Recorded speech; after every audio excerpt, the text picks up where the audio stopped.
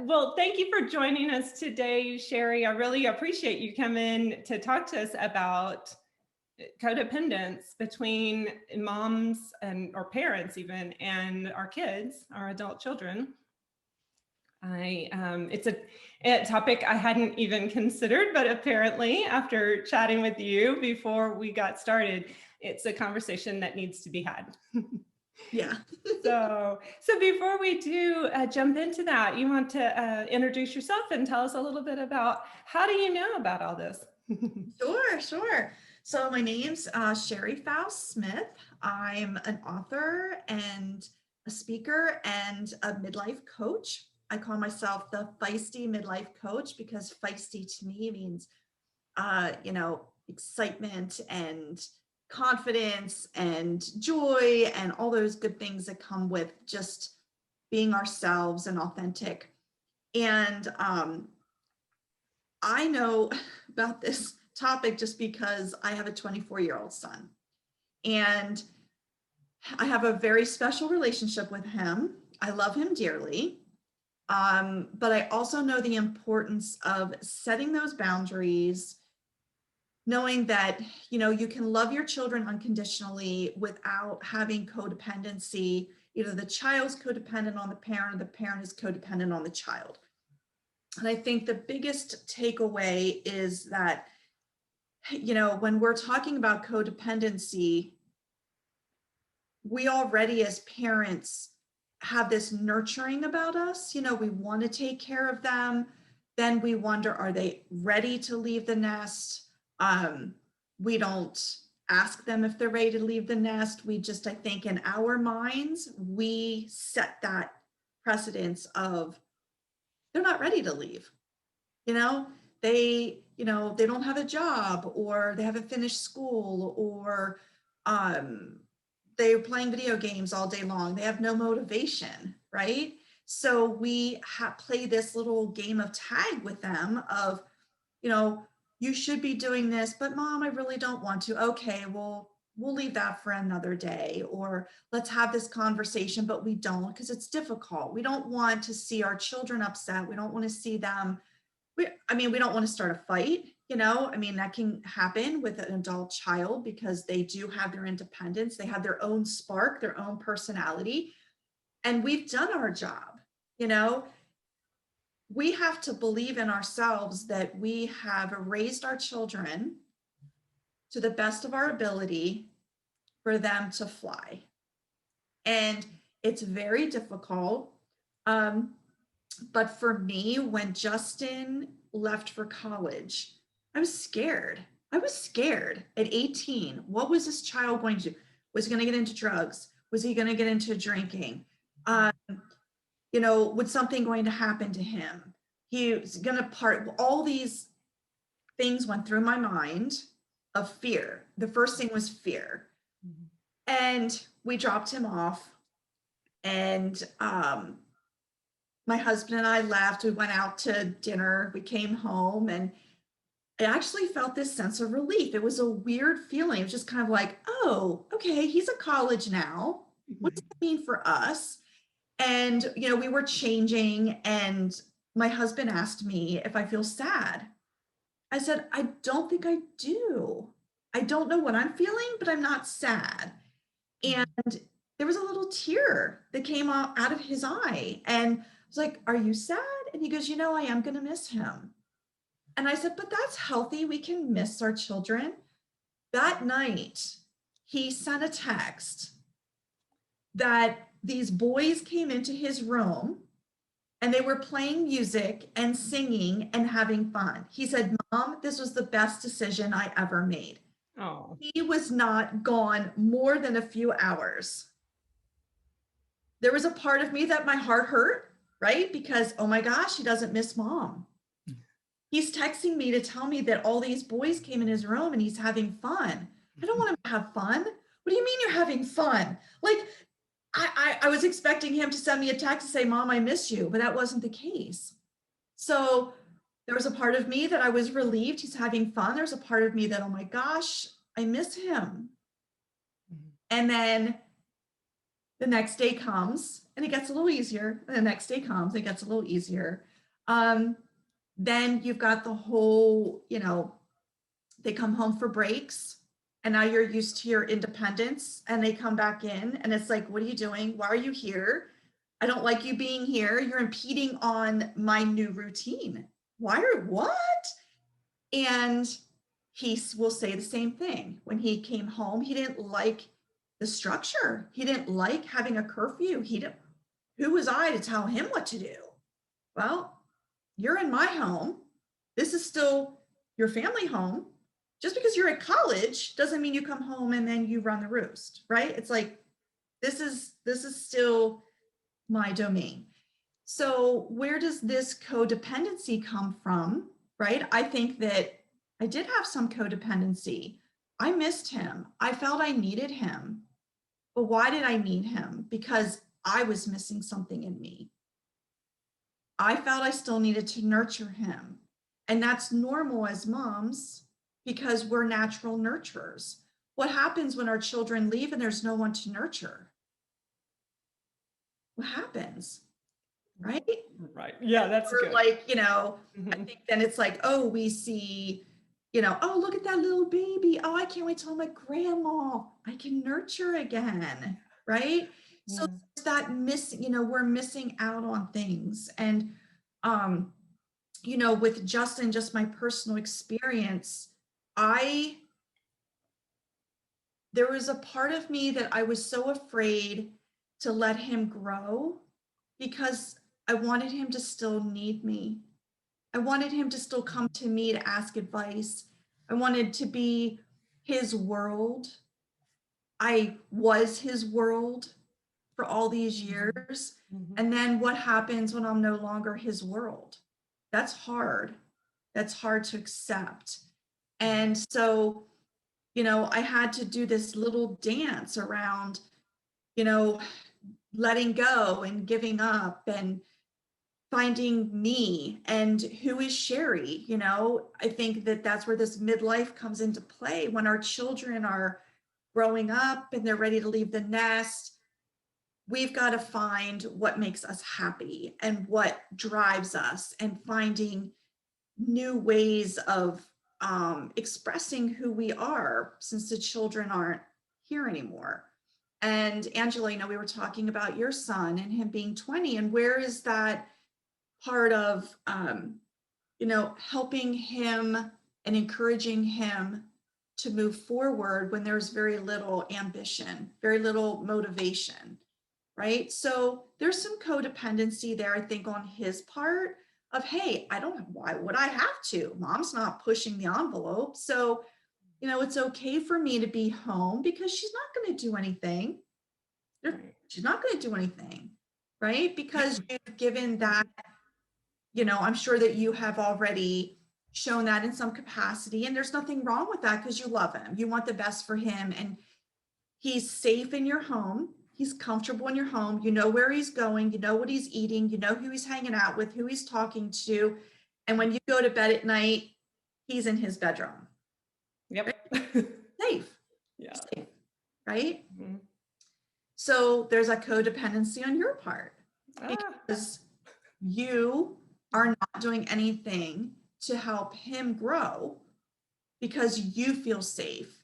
It's your worries and your fears that then you push on him, and then he feels that. And it's like, okay, so if mom feels this way, and then you feed off of him. And, there is a little bit of this tug of war, emotional stuff that happens. And, I can't say to you, what, in 30 days, he needs to be out of your house. You're not going to be comfortable with that. You're going to say, whoa, no, I don't think so. You have to be comfortable. And as we were talking before, having those conversations with him of, let's set boundaries. What are those boundaries? What do they look like? In 30 days, you have to make a decision. Are you going to go to school? Are you going to get a job? So that's the first step. He's got to make a decision. Maybe it's 15 days. Hey, you've been sitting on this for a year. So let's make a decision, 15 days. If it's school, let's help you figure that out. If it's getting a job, they'll help you with that too. Nothing wrong with helping him and guiding him. He shouldn't be expected to do it on himself, but you can't fill out the application for him. You can't go to the interview for him, right? You can steer him and help him, but he has to do it. And I think that he will take a sense of pride when he does it. And for you, as much as it's hard, like I said, be strong on the outside and, hey, this is what I'm doing, and I'm really pushing forward. And at night you cry in your pillow so he can't see, right? It's okay to break down, and it's okay to be scared. It's okay to worry. And all those things are just all so natural when our children are growing up. But we don't allow them to grow and find that independence. They'll be in your house forever. Yeah. Yeah. Well, that's right. And yeah, so it's been really helpful to hear that from you, and just be reminded that I need to set a boundary, like you said, and set a deadline, and figure some sort of consequence, or something, I guess, because like I told you, I've been really telling him, we need to do this, and, getting more and more frequent about the following up on it, but not having any cut and dry, like, if it doesn't happen by this time, then this will be the consequence, kind of a thing. So like, charging him rent. And since I have access to his account, starting to withdraw money out of his account, could be a great consequence. So yeah, as we're talking now, I'm thinking also of other people who are going to be, watching this recording and wondering about things. So I also am wondering about, also to take a little bit of the heat off of me. No. But what would be a risk whenever our kids do go off to college? Like you were talking about your situation. I know a lot of moms, they have their kids, they've gone off to college, or they're going to college. Are they off the hook? Is there no codependence because their kids are on their own, or what? There still can be codependence. I think that, if you think about, like a good example would be my mom and my relationship. I'm 52, and my mom still thinks she can tell me what to do, right? There's codependency there. I feel that I go to her when I want to make a decision, and I shouldn't. I'm 52, but there has been a codependency relationship between she and I forever. So as you look as children who are in college, if the parent is constantly checking up, right? Texting and calling and bothering them, and what are you doing? Where are you? What's their plans for the weekend, right? That's the mom who is not letting them go. And that child is going to eventually like pull away and say, oh my gosh, mom, stop. Like, I'm going to stop texting you. I'm not going to answer your calls. Like, please let me be. And so that mom, it's hard because, like I said, it's still nurturing, right? And we worry, we don't know what they're doing. Like, I don't know what my son was doing. And the stories he would tell me after the fact, I was like, what? You did what? Where? What time of the night was this? 2 a.m? Weren't you supposed to be in bed? Like, what? Now, if you told me that in the moment, I would have freaked out. That's exactly what I said. I was asleep. I didn't know any different. He was out doing his thing, right? He was growing, right? So there's that, the parent of, okay, I'm going to text you. And if I don't hear back, it's okay. It's, you got your thing, as hard as it is, and on the other part too, your child is codependent if you start seeing, hey mom, I'm going to come home this weekend. Oh, great. We'd love to see you. Hey mom, I'm going to come home this weekend. Oh, okay. Hey mom, I'm going to come home this weekend. Wait a minute. This is 3 weekends in a row. What? What's going on? Why can't you stay at college? So there's a codependency there, right? They're not feeling comfortable for whatever reason, their own insecurities, they're missing home. There's a huge, a lot of children go through that. They go to college and within the first so many months, they drop out. They miss home. They can't function at college. And it's nobody's fault. It's just their DNA. They are missing their parents. They're missing home. They're missing that what's all so normal and natural to them. They're home. They grew up here all these years and now they're somewhere new. If that were Justin, I would have encouraged him to stay at school. That was what I was going to ask you, like, if so, what do you do? If so, in that case, I would be like, come on, what do you want for dinner? Yeah. So my question to you is, why would that be so easy for you to just say, come on back home? That's great. We'll pack up your stuff today and come home. Oh, I meant like for the weekend. Oh, for the weekend. Okay. Yeah. No. If they were just going to quit, no, I would definitely not want to do that. No. Yeah. I loved Justin coming home, but I have to be honest, I loved when he left. It was nice to see him, and it was nice to see him go. I actually told him last night, he called, and I told him I was doing this interview today. And I said, I've been reading some articles, and I said, I was thinking how much I miss you. You live 90 minutes away and I miss you. Would I want you to move home? There's a part of me that, yeah, I do miss you being here, us watching TV shows and having great conversation. Would I want you here all the time forever again? No. There's a lot of stress, as you're understanding, with an adult child being under your roof. There comes more responsibilities and more heartache. And, so for the moms out there listening to this, where are you at in this growth? Is it, are your children 18 and they're getting ready to go to college, or they got a job and they're moving out? How are you feeling about that? What are your feelings? Are you feeling excited or scared or worried? And what comes with that? Why are we worrying? Is it just things that we make up in our head? What if they get into a car accident and I don't know?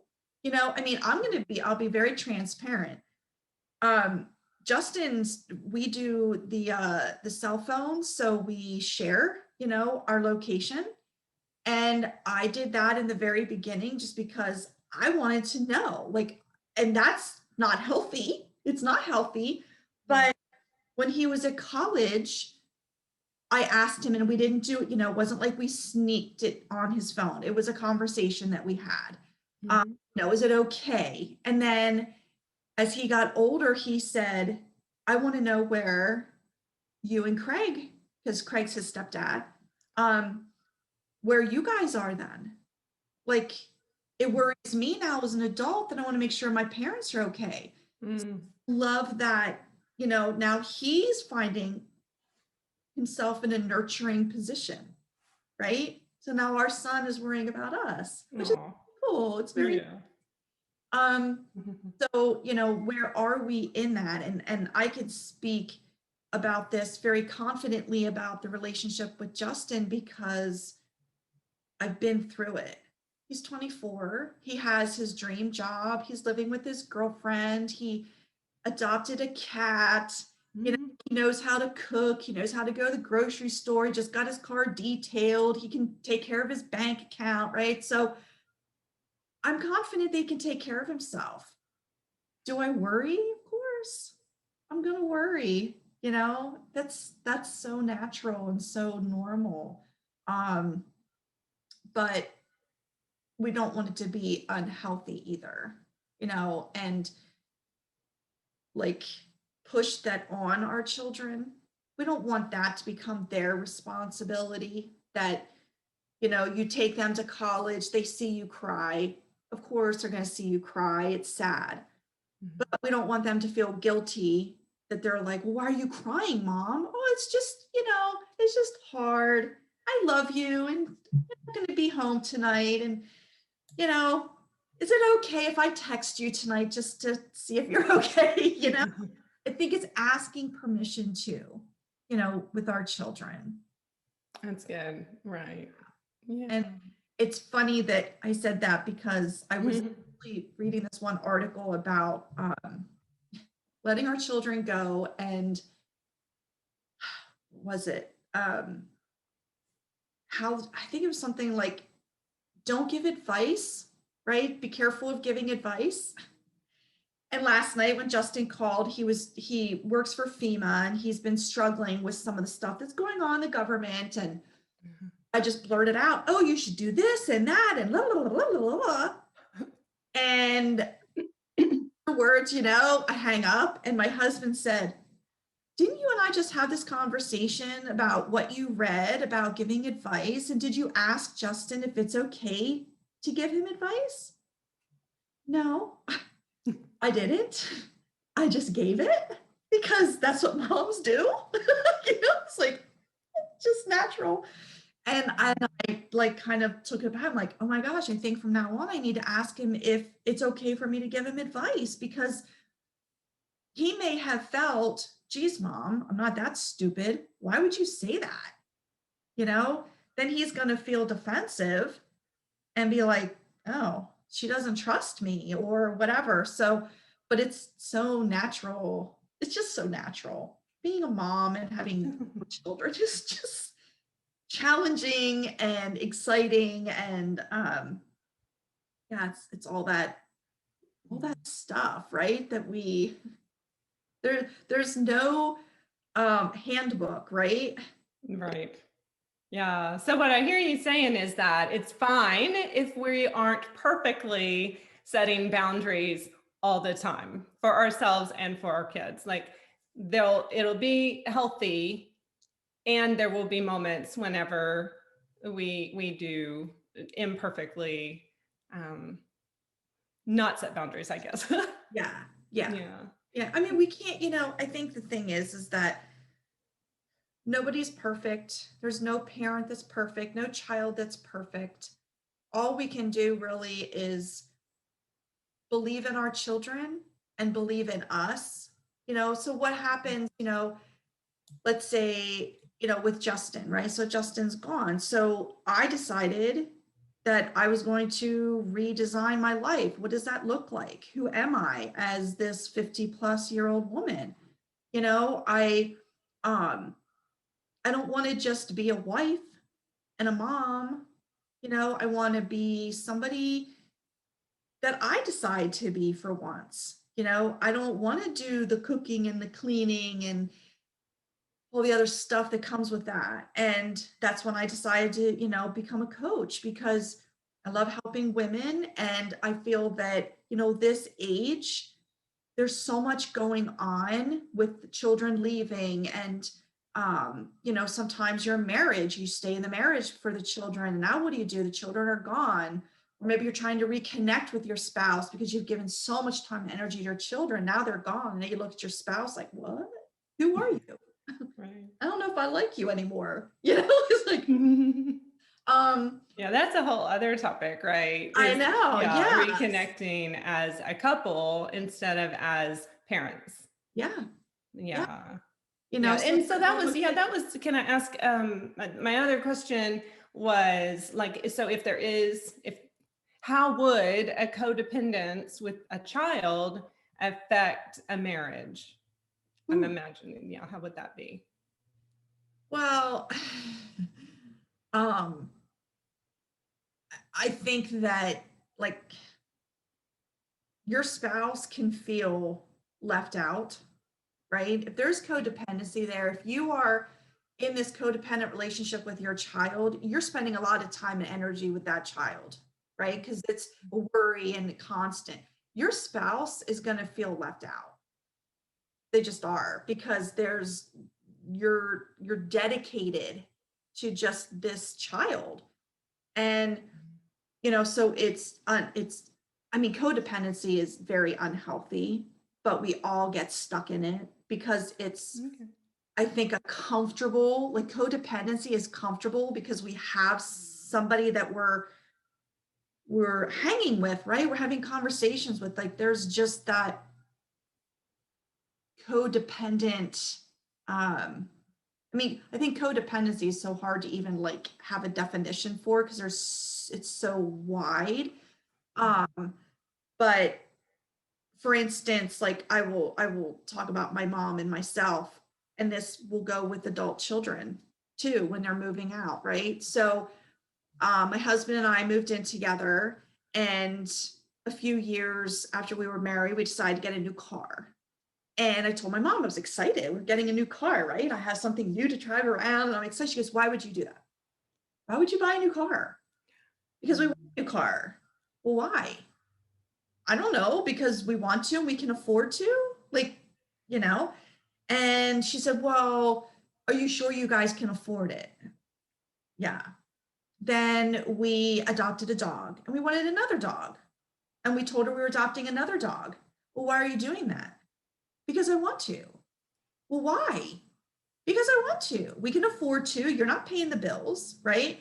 So there's a codependency. Like, I needed her reassurance that the decisions I was making were okay, even though I really didn't want her to tell me it was okay.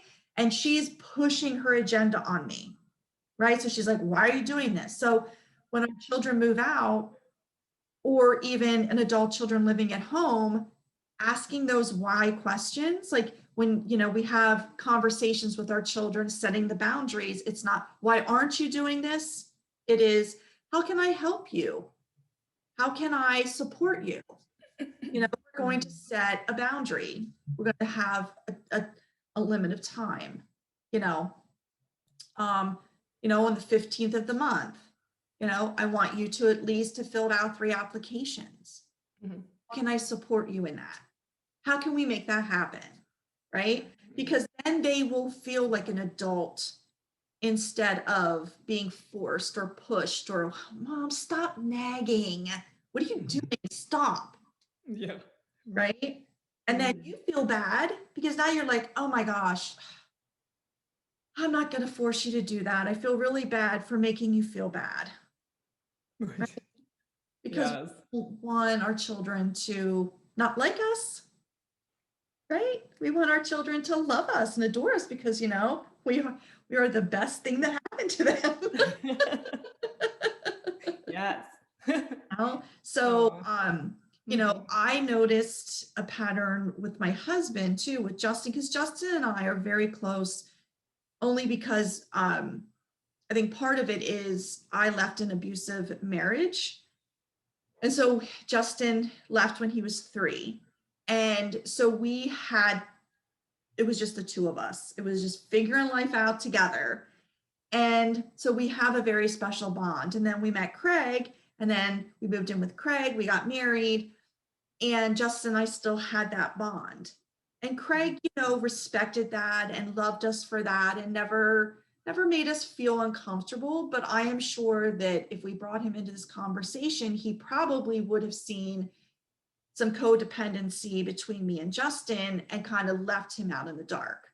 "Why aren't you talking to me? Why are you two just having conversations? What about my thoughts? What about," so it can really affect your marriage if you are coddling the adult child too much, and making sure that the spouse is, there comes a point in time when it is the two of you, because when the children leave, it is just the two of you. And if you don't have that um, connection, it's really hard to get back. Yeah. Yeah, that's good. Marty, did you have any questions for Cherie while we're on? You're on Let mute. me unmute here. Oh, I was just kind of, I think it's really interesting, the codependent topic, because I have a spouse that tends to pay attention. I have 2 boys. They're 2 years apart. So it's all about them right now. And I kind of know that, you know, and I, in my mind, my mindset, I think, oh, this is just a temporary um, situation, you know, that I will need to get that relationship back with my husband. So that's just an interesting topic. And I know I hear from a lot of women in our age group that they have the empty nest syndrome. So just in preparation, I personally, I have a 13-year-old and 15-year-old. So I just try to not lose myself, you know, in them. And then I guess, so that's kind of, I'm just preparing because I want to let go and I want to do that healthy in the best healthy way. But I'm just curious what your take is, because I hear a lot of parents, well, you know, we have the pandemic, so a lot of the college students are coming home more so. So I'm sure there's a lot, I don't know what advice you would give for that. I mean, you really have to be flexible these days. That's a good point. Yeah. And Yeah. yeah, so there's that. And then one more thing I just popped in my mind. I was on my own when I was 18, so at a young age, and I never want, you know, I had to walk to work. I mean, I'm not feeling sorry for myself. It's just what it is, you know. But I mean, I know my boys they would be fine because they do know how to do the laundry. They do know how to cook for themselves. They do, you know, me and my husband both have poured that into them, life skills. Um, but what was I going to say about that? Just that being, you know, I don't want to, I guess maybe I'm making a mistake by saying, you know, you are welcome to come back home if you ever need to, you know, because I don't want them to feel, you know, the world is different these days. And I never want them to feel just alone. And that kind of plays with my emotions. And so there's that too. Yeah. So when that time comes, use that language of you're welcome to come back anytime you want, right? Mm-hmm. Say, we're here to support you. We are excited for you to start this new adventure, and we're here to talk anytime, right? If they get into a position where they're having hard times, maybe it's financial, maybe they lost their job, then you can have that conversation, right? So don't, like, you know, I think that if we say to them, oh, you can come back anytime you want, one, they're probably not even listening to that. But the 1% that they are listening to that can possibly give them doubt that they can't do this on their own. Mom doesn't believe enough in them, right? So you just say, hey, we're excited. And, you know, if you ever have anything you need to talk to us about, right? I wouldn't ever give them anything like, oh, if you're having trouble with this and this and this and this, give us a call. Just, Right. hey, we're here. We're here for you. We love you. We believe in you. We know you're going to do great. This is awesome, amazing, all these wonderful things, because they will figure it out. You know, they will realize that, yeah, they're going to hit hard times. They're going to have breakups. They're going to have their heart broken. And the biggest thing is you just want to be there to help them through it, but then say, hey, you are an independent, strong person. You can do this. Like, you can be on your own. I support you. I love you. This is great. Right? So as, like I said in the beginning, you know, as moms, we want to nurture, right? So you want to say, oh, it's okay. If something happens, come back home. Yes. But I will guarantee you that you say that and a year has gone past and you are enjoying your life. You're taking vacations and sitting out in the sun, and you and your husband are just, oh, and then all you get the phone call. Hey, Mom, remember when you said I could come back anytime? Well, I know. And you're going to be like, oh, no, what? What?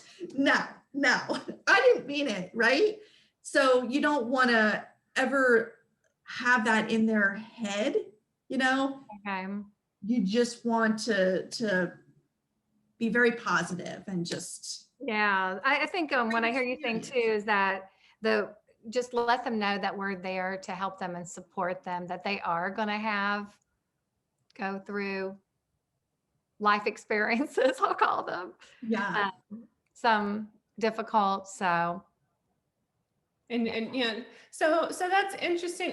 It made me think of my mom has always believed so highly in me, and I feel like it was like she set this bar that I was like, oh yeah, I should do that, because she'd be like, I know you're doing it all, you're giving it your best shot. And I'm like, well, I was really kind of slacking. I guess I should, try a little harder here. I want to reach that whatever the bar that she has already in her mind. So yeah, that was kind of how she's talked about me on my own. It was always like, oh, you're so independent, you're going to do great. And I was like, I didn't think I was, but I never, I did fine and everything went well. And I wonder, so is that kind of what you mean, Cherie, to like Yeah, make and them I believe think, in themselves by how you believe? yeah, your mom, I'm sure, was your biggest supporter at that time. She wanted to encourage you.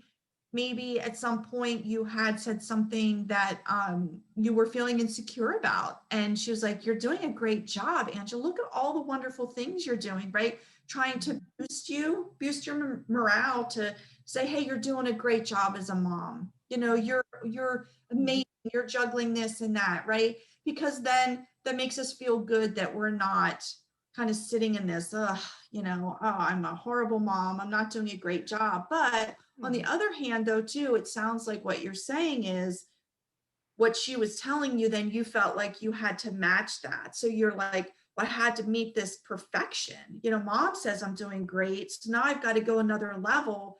And I don't think she meant it that way. I think she was just giving you a compliment. Yeah. Just saying, I'm so proud of you, daughter. You're doing a great job, right? And I think as parents, that's the biggest compliment we can give our children, is doing a great job. Life sucks, and it's going to be hard sometimes, but you're going to get out on the other end. It's well, my son, Craig told him when he first went to college that he shouldn't get into a relationship, that he should buckle down, worry about his grades. And I think, in college, they have like these little mixers so that people get to know each other. So within 24 hours, he met a girl, then they started dating, and then it became serious. And Craig said, what are you doing? Like, you're 18, you should be having fun with the guys. Like, now all of a sudden you're tied down to a girl. Like, what are you doing? And they were together for, I would say 2 years, and then they broke up. And I didn't like her for many reasons, but he was heartbroken. He's the one who, they did have a conversation. He said, look, we need a break. I can't do this anymore.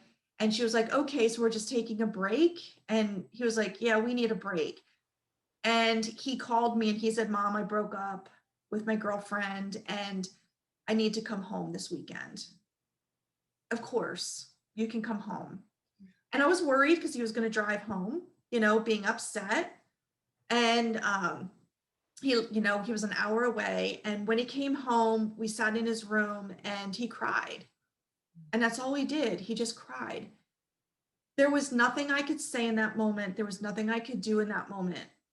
As much as I wanted to hold him and take away the pain, as much as I wanted to tell him it was going to be okay, there's not one thing I could do. He just needed to get rid of his own pain and his own anxiety and all of that. And when he was done crying and telling me what happened and what led up to this, I gave him a hug.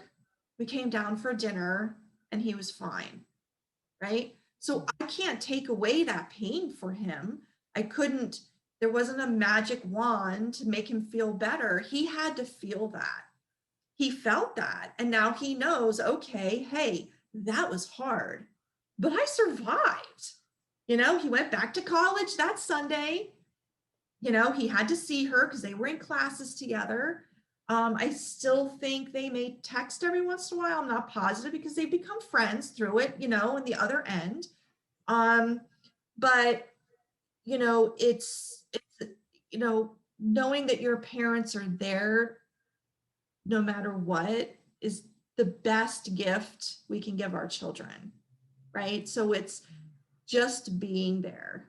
I would, you know, to be honest, I, in that moment was like, pack up your stuff and come home. That's it. I'm going to protect you from the big, weird world. No other girl's going to hurt my boy's heart, right? But I can't do that. I can't. And he's, you know, he's learned a lot from that. And he's, you know, he is such a better boyfriend now because of what he went through. You know, he learned what it's like, and he knows it hurt her, and he did not do it to be cruel or mean. You know, he did it because it wasn't right for them. And so yeah, and you know, talking, Marty, about college and the whole pandemic, you know, it's so hard. I was telling Angela earlier about college and Justin coming home, and you know, when our children go off to college, they have their own set time of whatever they're doing, right? They eat whenever they want, they party, they, you know, or at someone's dorm room till 2 a.m. watching a movie or whatever, right? So there's no limitations. They're free, man. They are out of the house and they are having fun and they do not care. They don't. We are sitting here biting our nails like, I hope they're in bed. I hope they get good grades. What are they doing? Are they okay? And they're just like, hey, man, I am free. I am so free. Nobody can tell me what to do. Then they come home. And then there's this limitation. Like Justin was not allowed to be out past midnight because this is our home. We have a security system. So, you know, we set the security system. I don't want you out till 2 a.m. You know, it makes me uncomfortable. You know, we live out in the country. I want to know that things are okay and safe. And he respected that, you know, because I told him, this is, you come home. This is our home, not your home. You can come visit, but this is our home. And he respected that, but it was not easy. You know, he did tell me many times, he said, Mom, as hard as it is, because we would have fights, because this adult human has now come home and invaded my space. And he said, you know, you say it's hard for you. What do you think it's like for me? I'm used to being at college where I can do whatever I want. And now I come home here and you tell me what I have to do. Oh, I have to be home by a certain time. Then you want to know where I'm going. When am I coming home? Well, this is what time dinner is. Well, if you're not home for dinner, then you yell at me and then blah, blah, blah, blah, blah. And I said, well, because I'm reverting back to when you were younger and those were the rules. I have to remember you're an adult, but you also have to play by the same rules, that you have to respect me as much as I respect you. You disrespect me, you can leave. Like, I can't, you know, I'm not going to play that game. And he learned quickly because I'm a tough mom. And, you know, I think that it took some time for us to figure that out. And then before we knew it, he was off again. You know, it's like, okay, break time is over. Now he's back to school. And then you have to like figure it out all over again until it's just the point of he knows when he comes home what's expected of him, and then he leaves, right? So it's just that part of, again, setting boundaries. You've got these adults are coming back from college and appreciate that they've had their space and their time and their independence. So allow them that within reasonable, right? Like, you're not going to come home and bring 20 people and party in my house. And you're not going to stay out till 3 o'clock in the morning without telling me, you know, like, I'm used to you not being here. So respect me and I'll respect you. And it will hopefully work. Yeah. Yeah, this is all good. Very, very helpful. And like I said, not things that I had really considered, and definitely have a lot to think about and to start doing. So, and I know it's good for people like Marty that are just wanting to be prepared. And I have my younger son, and so, we'll do things maybe a little different. Yeah. So, yeah. Yeah. So Marty, so with your children, how are you feeling?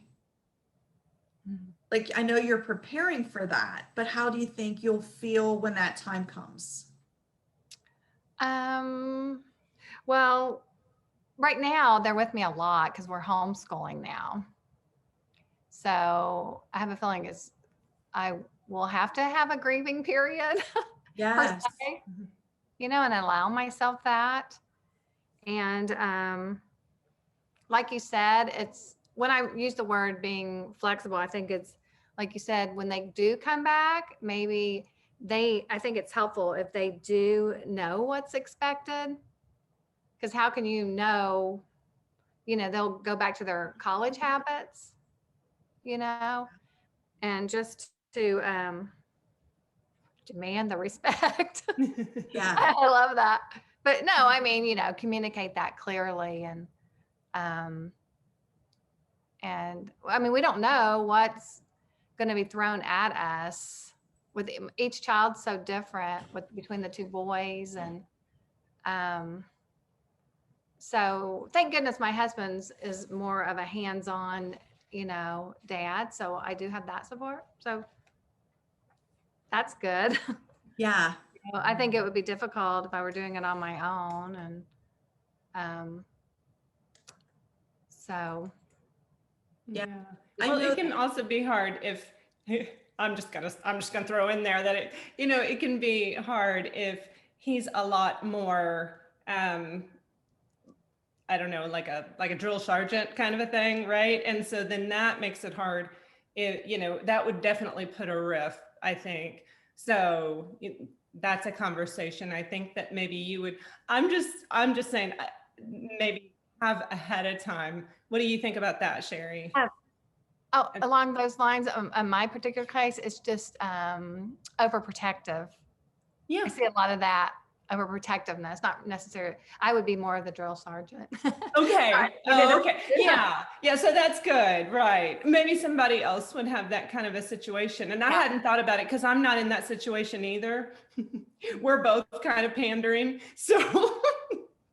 But you're saying if one was like more of a drill sergeant and. Yeah. And it would make it that much more hard, I think, for the mom or the other parent that wanted to be more gentle.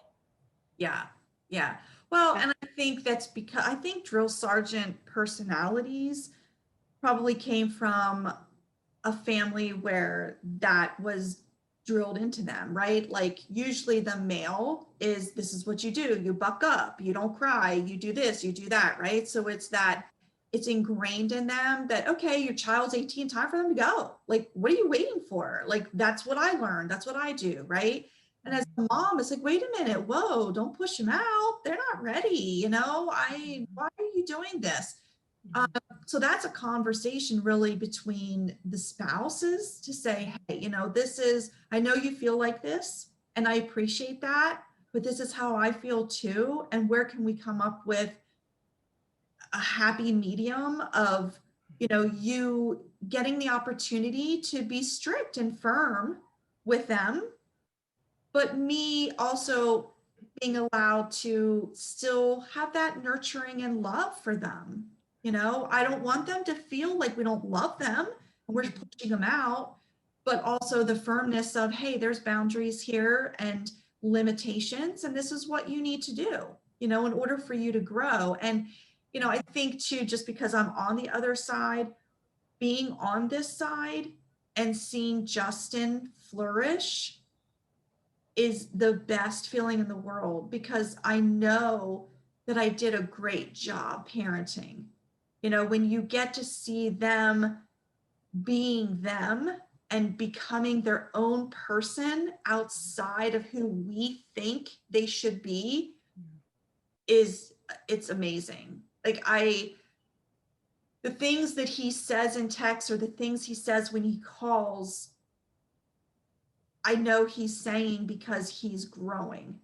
He's caring about his family in a different way, especially, you know, the vaccines, and my parents were in their early 70s and him worrying about them getting sick, and you know, us, and you know, are you guys wearing your masks, and where are you going, and what do you know, those types of worry that living at home he wouldn't have cared. It just was like, oh, it's not, you know, we're all here, we're okay. But he's now putting on that different hat, and it's a beautiful, beautiful experience to see when your child now is looking at you and wanting to care about you and your feelings and respect.